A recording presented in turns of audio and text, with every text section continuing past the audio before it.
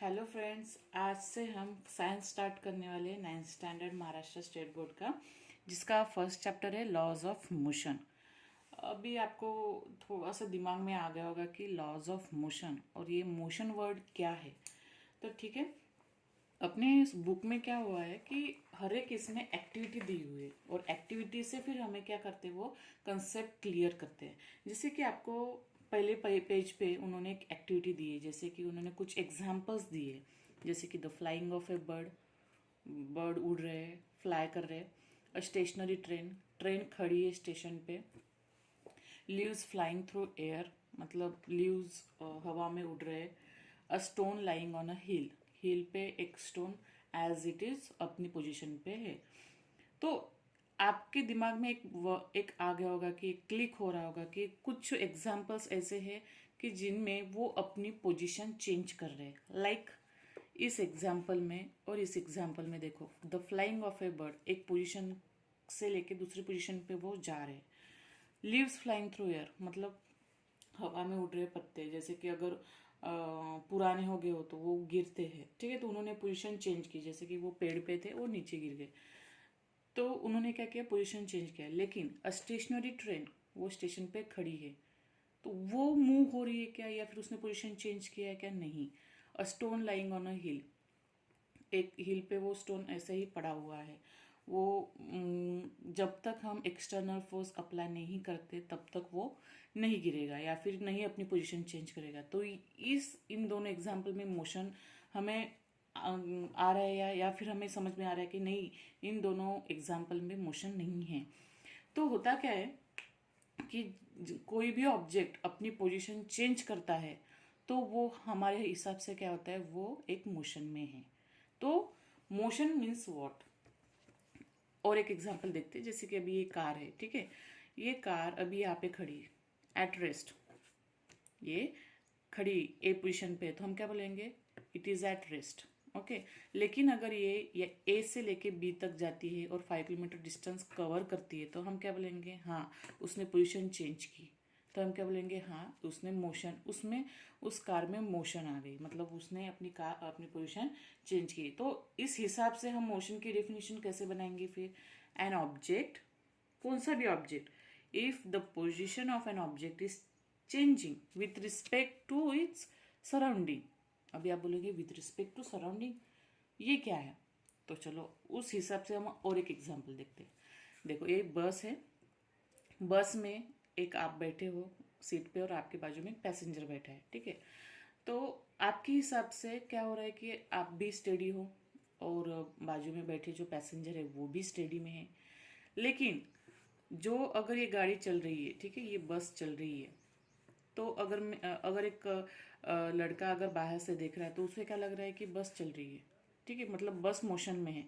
बस मोशन में मतलब बस में बैठे हुए जो जेंट्स है या कोई पीपल है वो भी क्या है, मोशन में है, ठीक है, वो भी क्या है, मोशन में। लेकिन हमें क्या लग रहा है, हम स्टेडी पोजीशन में हैं। हमें क्या लग रहा है, हम स्टेडी पोजीशन पे। और जब हम बस में बैठे और बस मूविंग में है, तो आजू बाजू में जो ट्रीज है, व्हीकल्स है, या फिर ये लड़का है, तो इन्हें क्या लग रहा है कि ये पीछे जा रहे हैं, ये पीछे जा रहे हैं, ये मूव कर रहे हैं। कौन, ट्री और लड़का, ये मूव कर रहे हैं क्या? नहीं, वो अपनी पोजीशन पे। मूव कौन हो रहा है, खुद बस मूव हो रही है।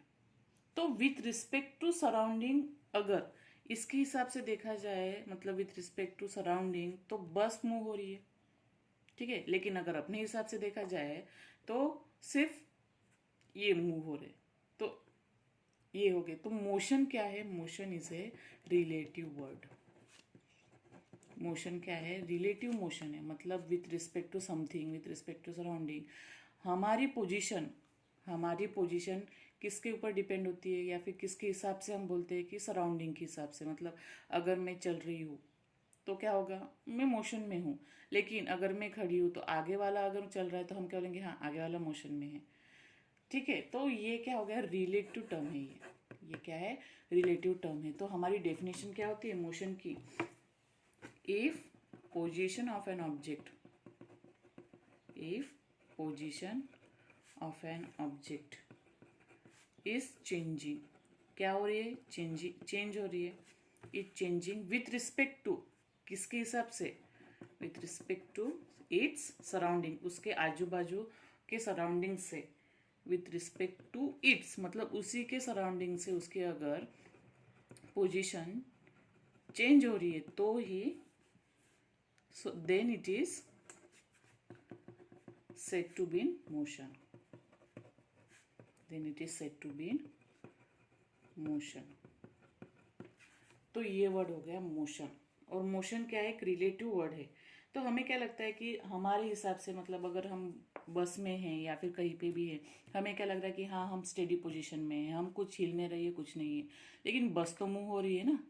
अगर इस लड़के के हिसाब से अगर देखा जाए तो बस भी मूव हो रही है, और बस मूव हो रही है तो उसके अंदर जो जो बैठे हुए लोग हैं तो वो भी मूव कर रहे हैं, वो भी एक पोजीशन से लेके दूसरे पोजीशन पे जा रहे हैं।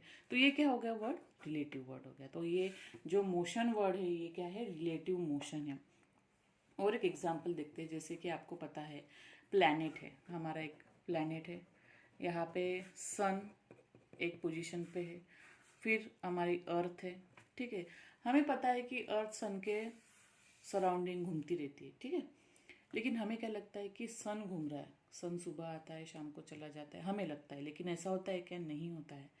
घूमते कौन है, खुद हम, मतलब अर्थ के ऊपर हम सन के सराउंडिंग घूमते हैं तो हमें लगता है कि सन घूम रहा है, नहीं। जैसे कि अभी हमने देखा था एग्जाम्पल में, बस के एग्जाम्पल में, तो सेम वही हमारा जो है क्या कंसेप्ट वही क्लियर है कि विथ सराउंडिंग क्या हो रहा है, मतलब अपने हिसाब से या फिर सराउंडिंग के हिसाब से अपनी पोजीशन अगर चेंज हो रही है तो वो क्या है, मोशन में है।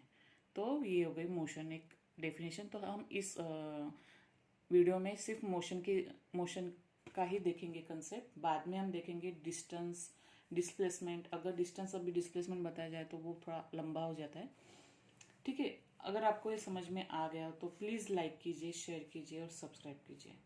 Thank you.